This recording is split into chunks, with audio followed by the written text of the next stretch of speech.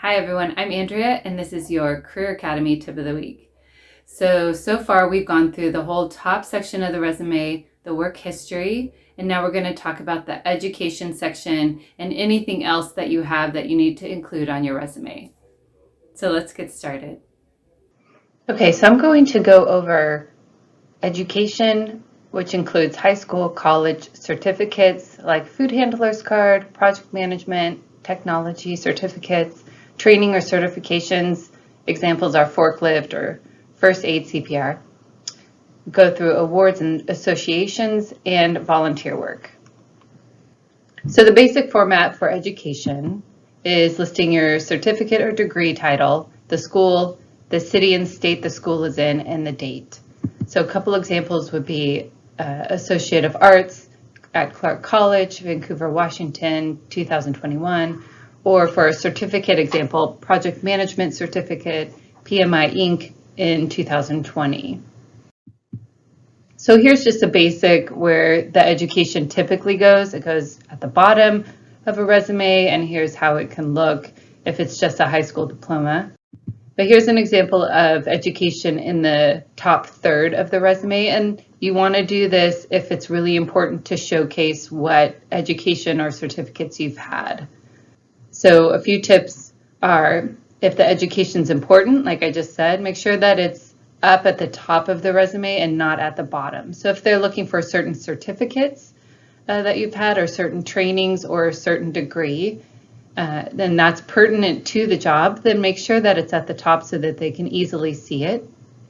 If you've just graduated high school, then put a date. It helps them to know that why you maybe have limited jobs.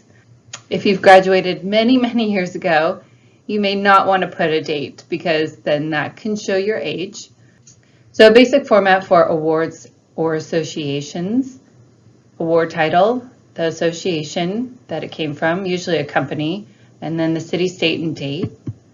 And then for an association, the association title, and then the city, state, and date. A couple examples would be Employee of the Month at ABC Inc., Vancouver, Washington, March 2018.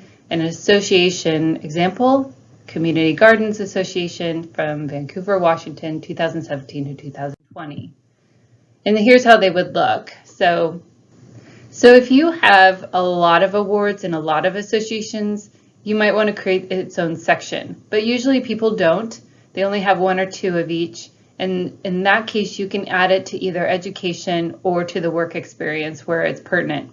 So here's an example of someone who was on the Dean's List in education, and that can just be listed right under the school that you went to. And in this example, the person received Employee of the Year, and then that can go to specifically the job.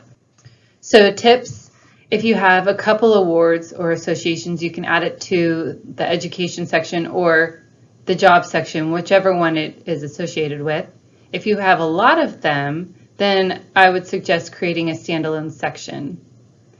And only put associations you've been a part of for the past 5 years. If you were part of the Chamber of Commerce 20 years ago, that's not really important, and it's not pertinent to what you're currently looking for. So the basic format for volunteering is organization that you volunteered for, the city, state, and date. And then here's a couple examples. Food Bank, Vancouver, Washington, summer 2018. Community Action Group, Vancouver, Washington, 2015 and 19. And if you served as an officer, you can put that right under it. So pulling it all together, here's a resume with everything included. So you could see up here, this person had certificates, a couple of them, so they didn't need to create their own section. It was just added to the skills and abilities. And then the education is down here, and they have a high school diploma, and then adding in their volunteering right under that. All right, I hope that was helpful. Again, if you ever need any assistance, just call, text, or email me, and I hope you have a good weekend.